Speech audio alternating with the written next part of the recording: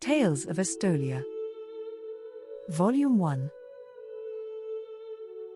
The Promise of Zacharias. Part 5. According to Prophecy. Chapter 13. The Dawn. The first time one of the acolytes called me princess, I wondered who he was addressing. How could I be a princess? I spoke with Kadaro about it, and he explained that the oldest son of the king is the heir apparent, confirmed to that position on the day he is wed to his Kaylee. Once wed, he is most properly addressed as prince, and his new bride as princess. On the 7th day after the birth of the future king, the baby receives a blessing and his parents become the king and queen of Estolia. Fleur Broussard Zakarian, Ensayo 80. The warmth of a hand cupping her cheek woke her, and she sat up in her seat, looking around in confusion. As the mists of sleep withdrew, the memories of their passionate interlude returned. She met his eyes and could not subdue the rush of heat to her face, as her cheeks reddened, especially as she recognized the desire to experience their intimacy again. She wanted to feel his body over hers, inside of hers, the driving force of their mutual passion pulling from her the most intense of sensations. "We will be landing soon." He gestured to one of the flight attendants. "Annika is going to take you to a compartment at the back of the jet and help you change into a dress. You may be presented to the king, so I wanted you to look your best."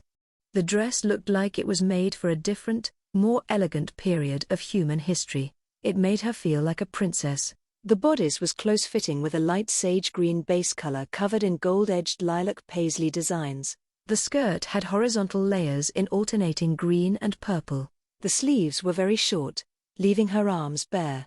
She wore white gloves. A necklace with amethysts and emeralds adorned her neck. Her hair was pulled back away from her face, a clasp holding it back on the crown of her head. From the clasp, it flowed in waving splendor down her back. Aside from the necklace, the only other jewelry she wore was the exquisite ring he slid on her finger back in her apartment what seemed a lifetime ago. Once the airplane landed, she rejoined Leon. He was wearing a dark forest green cape with an inner surface of purple, and extensive, intricate embroidery in gold, purple, and green. In addition, he wore a black long-sleeved dress shirt and black slacks. Strapped around his hips was a scabbard with a sword. On his head was a lightweight crown. He wore white gloves. The jet taxied towards a carriage with 4 white horses standing at the edge of the airfield. There were no buildings. "How do they handle tourists?" she asked, curious. "No tourists are allowed on Estolian soil. We value our privacy and our way of life too much to allow ourselves to be the subject of speculation, judgment, and photojournalism, finding all the wrong meanings in the motives and methods of our people. If tourists aren't allowed, how can I visit?" Leon admitted. "My brother believed that if I were to meet you, I would fall in love with you. As such, he deliberately misdirected my mail to your home, and had a passport created in your name so you could freely travel to and from Estolia. There is a more formal, if quite small airport on Pequeño, one of the outlying islands to the northeast, but I asked the pilot to bring me to the Amador airport, which is nearest to my father's home." He pushed a rich purple passport into her hands. Callista opened the passport and saw her photograph. The script was impossible to read. The letters were nothing like anything she had ever seen before. "How would your brother know anything about me?" "He told me he was friends with your brother Orion." "Nico Zakarian. Do you remember meeting him?" "He told me the day he met you was the day he vowed to himself that he would introduce us when it was nearing my 30th birthday. Estolian men do not marry until they are 30 years old." Nico, she remembered him fondly. After the accident that took her family, she received the nicest of condolence cards from him. She felt as though he truly understood her loss. It was Nico who first exposed her to the delights of the accent that so intrigued her.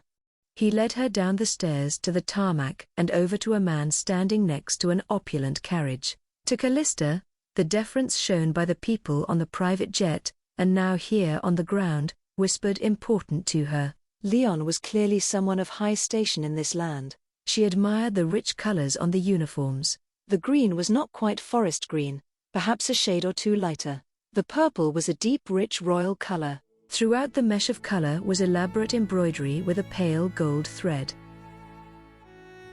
Welcome back, Highness. The king, the keeper, and your last resort will meet you in the ceremony room inside the temple.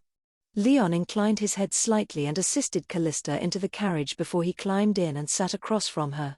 My father intends to determine immediately if you are acceptable to Estolia. She felt inadequate. While the carriage left the vicinity of the airfield, she asked, "Why did he call you Highness?" His eyes met hers steadily as he admitted, "Because I am my father's son. My father is the king of Estolia. I don't think he'll find me at all acceptable. I don't know how to act around royalty." She could hear the edge of panic in her voice. Once she agreed to accompany him to his land, she was committed. She did not want anything to ruin it for her, for them. "Do not worry. My father is just a man. He would not expect you to act in any manner other than that which is natural for the person you are." "But you told me he was going to select your wife for you. What if he prefers her to a penniless orphan?" "Callista Tear," he said her name with obvious pleasure. "I will have no other woman, touch no other woman but you. You are my Kaylee, the keeper of my soul. As such, there is no other woman on the planet who could be my wife. The only person who can decide that we do not marry is you. I hope you will accept me." She was digesting that information when he called her attention to two mountains. One had the facade for a structure built into the mountain itself. It reminded her of pictures of Egyptian temples. The other mountain was broad and shorter, and a road twisted around the base leading to a palace on the summit. On the right is the palace on Mount Zacharias. On the left is the Mount Estoliana temple. At the top of the mountain, the palace was impressive. It was a peculiar mixture of fairy tale palace from Disney movies and ancient Egyptian artifacts. Rising from the center of the palace was a pyramidal shape, giving the truncated mountain a sort of artificial peak. The carriage pulled to a halt in front of the temple.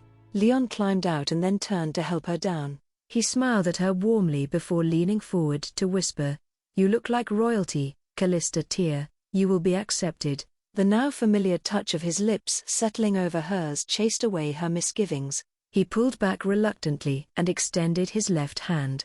She took it with her right hand and they walked together towards the broad steps leading to the temple entrance. Two young men, wearing robes reminiscent of those worn by monks, opened the doors for them.